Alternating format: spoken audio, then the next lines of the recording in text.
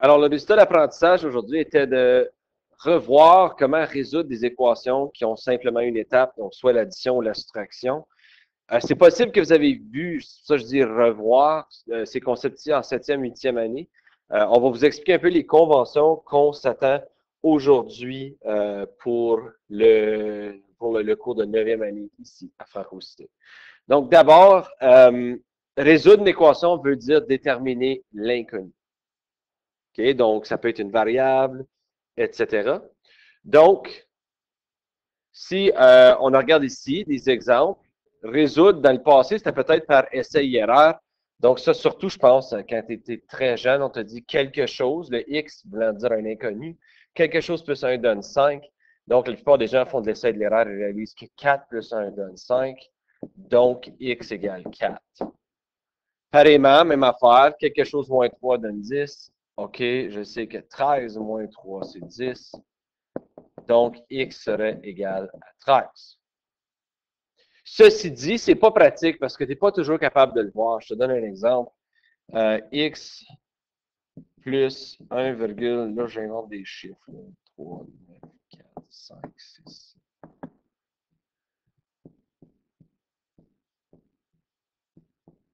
OK, tu ne serais pas capable de me figurer ça juste de même. Tu aurais besoin absolument d'une stratégie plus efficace. Ce qui arrive donc, la résolution d'équations par l'isolation de variables. Donc, l'isolation, ce que ça veut dire, c'est que si tu veux que ta variable soit tout seul. Donc, l'isolation, je regarde ici, x plus 1 égale 7. Je veux avoir juste le x, donc je veux me débarrasser de tout ce qui n'est pas x. Et pour faire ça, il faut faire ce qu'on appelle la réparation. Donc, la réparation, ça veut dire faut essentiellement, tu te débarrasses de ce qui est sur le côté de la variable que tu ne veux pas, tout en gardant l'égalité. Donc, exemple, je pourrais avoir comme une balance. Je ne vais pas être très, très bon avec ça. Là. Qui est une balance qui tient les choses. OK? Ici, vous voyez, elle n'est pas balancée. Mais admettons que j'ai une balance où ce que tout est balancé, tout est beau. Je ne sais pas moi, je dis que j'ai 8 livres de chaque bord. Si j'enlève 2 livres de ce côté ici, ça va me donner 6. Ben là, si j'ai 6, ce qui va arriver, c'est que la balance va descendre et elle va monter parce que le 8 est plus pesant que le 6. Mais une équation, c'est une égalité. Donc, pour que ça demeure égal, faut que si j'ai enlevé 2 du côté gauche, il faut aussi que j'enlève 2 du côté droit. Puis ça maintient l'égalité. Donc, c'est le même principe. C'est plus facile si je vous montre des exemples qu'un dessin d'une balance mal faite. Là. Donc, exemple, je veux n plus 10 égale 7. OK. Je vais essayer de figurer quelle serait la valeur de n qui donnerait 7 dans la réponse ici. Et on va aussi vérifier la réponse. Donc, quand on parle de réparation, commence avec le côté qui a la variable, c'est le côté gauche. Donc, je regarde, j'ai n plus 10 égale 7. Donc, moi, je veux isoler, je veux juste n tout seul. Donc, il faut que je me débarrasse de plus 10. Et plus 10, pour m'en débarrasser, il faut que je me dise, OK, je veux qu'il s'annule. Donc, le contraire de plus 10, c'est moins 10. Donc, si je fais 10 moins 10, il va juste me rester n sur le côté gauche de l'égalité. Mais là, on parle de balance. C'était n plus 10 qui est égal à 7. Donc, je ne peux pas juste dire que n est 7. Si j'ai enlevé 10 d'un côté, il faut également que je l'enlève de l'autre. Donc, n serait 7 moins 10. Donc, n, il serait négatif 3 dans ce cas ici. Là, on va aussi faire la vérification parce que c'est la meilleure façon de savoir si c'est la bonne réponse. La vérification, c'est que tu reprends ta réponse et tu l'insères dans ton équation. Donc, j'avais n plus 10 égale 7. Remplace ton n par négatif 3. Donc, négatif 3 plus 10. Mais négatif 3 plus 10, c'est 7. Alors, 7 égale 7. Donc, oui, j'ai la bonne réponse. Pareillement, si je regarde ici avec B, 13 moins x égale 7. Donc là, pour résoudre ceci, il faut que je me débarrasse de tout ce qui n'est pas x. Donc, j'ai positif 13. La manière de s'en débarrasser, c'est moins 13 d'un côté. Mais pour maintenir l'égalité, il faut que je le fasse de l'autre côté aussi. Donc, négatif x, mon Dieu, les couleurs sont partout, c'est 7 moins 13. N'oublie pas, le x est encore négatif. Et donc, 7 moins 13, c'est négatif 6. Pardon. Donc là, je n'ai pas x. Pardon. J'ai tout simplement négatif x. Alors là, si je veux changer le x dans un positif, encore ce que je fais d'un bord, il faut que je le fasse de l'autre. Donc, il faut aussi que je change le signe de l'autre bord. Ce qui veut dire que x serait égal à 6. Encore, on peut faire la vérification. Est-ce que 13 moins 6, c'est 7? 7 égale 7. Donc, oui, j'ai la bonne réponse. Là, on a quelque chose de plus difficile parce que là, on va vous présenter des fractions dans cette équation. Alors, si j'ai x moins 3 quarts égale négatif 5. Donc, juste parce que c'est une fraction, ça ne change pas nécessairement ta logique. Mon objectif, c'est d'isoler le x. Donc, je vais faire plus 3 quarts d'un côté. Mais si je le fais d'un bord, je le fasse de l'autre. Alors, x serait donc égal à négatif 5 plus 3 quarts. Là, par contre, il faut que tout ce que tu as déjà vu par rapport aux fractions revienne. C'est une addition, donc il faut que je fasse un dénominateur commun. Alors, fois 4 fois 4. Ce qui veut dire que x est moins 20 sur 4 plus 3 sur 4. Alors là, je fais négatif 20 plus 3 qui est négatif 17 quarts. Donc, ma réponse serait négatif 17 quarts pour mon x. Je vais aller faire ma vérification. Alors, j'avais x moins 3 quarts. Est-ce que c'est égal à négatif 5? Donc, j'ai négatif. Non, ça ne marche pas. OK, négatif 17 quarts moins 3 quarts. Est-ce que ça, c'est négatif 5? Ça, c'est la question. J'ai remplacé mon x par négatif 17 quarts. C'est déjà un dénominateur commun. Moins 17 moins 3, c'est négatif 20 sur 4. Et oui, effectivement, négatif 20 divisé par 4, c'est négatif 5. Alors, quelques autres exemples qu'on peut peut-être faire ici, juste pour se remettre dedans et s'habituer. Donc, dans ce cas ici, j'ai m moins 11 qui est égal à 3. Donc là, vous voyez, la variable est de l'autre côté de l'égalité. Ça ne change absolument rien de quel côté que ta variable est située. C'est les mêmes étapes pour résoudre. Donc là, je regarde, je veux juste m. Je veux me débarrasser de négatif 11.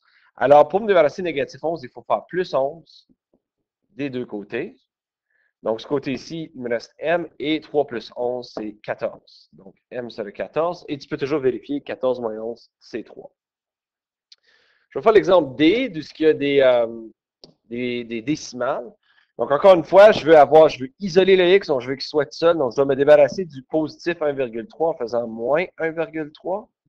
Si je le fais d'un bord, il faut que je le fasse de l'autre. Donc là, je peux prendre ma calculatrice. Justement, c'est une situation, comme j'ai dit tantôt, on ne le voit pas nécessairement. Donc, j'ai 12,546 moins 1,3. Mon Dieu, j'ai la misère. Désolé. Mon Dieu, ça ne marche pas bien. OK, je vais user mon clavier.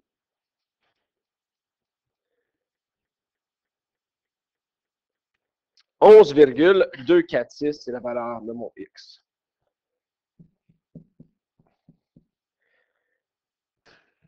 En dernier, je peux faire celui-ci, le f. Donc là, j'ai 4 tiers égale x plus 7 neuvièmes. Donc encore, je veux isoler mon x, donc je vais faire moins 7 neuvièmes d'un côté. Si je le fais d'un bord, je le fasse de l'autre. Là, ça se complique. Parce que des fractions, pour pouvoir le faire, il faut que tu aies un dénominateur commun. Alors là, il faut que je regarde, OK, est-ce qu'il y a quelque chose, je regarde le plus petit dénominateur, c'est 3. Est-ce qu'il y a quelque chose que je peux faire à 3 pour qu'il devienne 9, effectivement, fois 3. Mais si je le fais en bas, il faut que je le fasse en haut. Donc, j'ai 12 neuvièmes moins 7 neuvièmes qui est égal à x. Et 12 moins 7, ça me donnerait donc 5. Donc, 5 neuvièmes, c'est la valeur du x dans cette expression-là. Avant de terminer la leçon, on a aussi été vers des inéquations.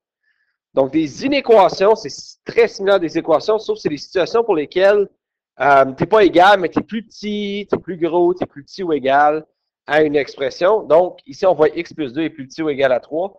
Donc, je veux savoir quelle valeur de x va faire en sorte que mon expression va demeurer plus petit ou égal à 3.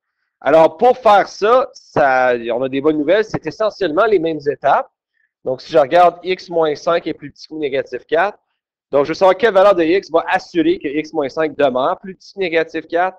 Alors, le truc ici, c'est la même chose. Tu veux isoler le x. Donc, je vais me débarrasser d'un négatif 5. Alors, je vais faire plus 5.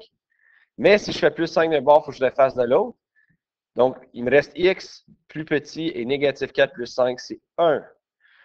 Donc là, la vérification de ça est un peu plus difficile parce que ce n'est pas une valeur exacte pour x, mais on peut le voir avec Desmos. Donc, une des choses que tu peux vérifier, c'est que tu peux faire des inéquations dans Desmos. Donc, si j'écris x moins 5, puis là, dans votre petit clavier ici, là, je me souvenais, c'était plus petit.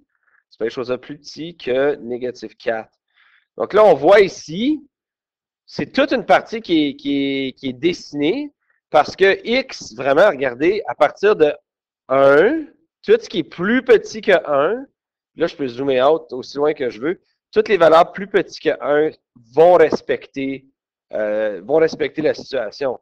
Tandis que si je mettais 2, ben 2 ne respecte pas la situation. Tu peux aussi le voir dans l'équation. 2 moins 5, c'est négatif 3. Négatif 3, ce n'est pas plus petit que négatif 4. Mais essentiellement, pour la résolution, les étapes sont les mêmes. Donc, si j'ai x plus 5 quarts est plus grand ou égal à 3, encore une fois, je peux faire moins 5 quarts pour l'isoler, moins 5 quarts. Là, je vois que c'est une fraction. Donc, je vais le réécrire. 3 moins 5 quarts. J'ai besoin d'un dénominateur commun. Alors, fois 4 fois 4, ce qui veut dire que x est plus grand ou égal à 12 sur 4 moins 5 sur 4.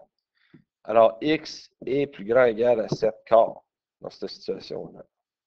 Et tu as fini d'être là. Donc, quelques autres exercices avant qu'on termine la vidéo.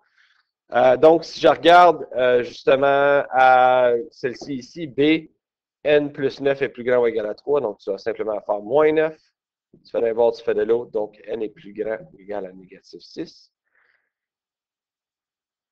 Pareillement, pour celle ici, t plus 5 sixièmes est plus petit ou égal à 2 tiers. Donc, tu ferais moins 5 sixièmes pour isoler. Tu fais d'un bord, tu fais de l'autre.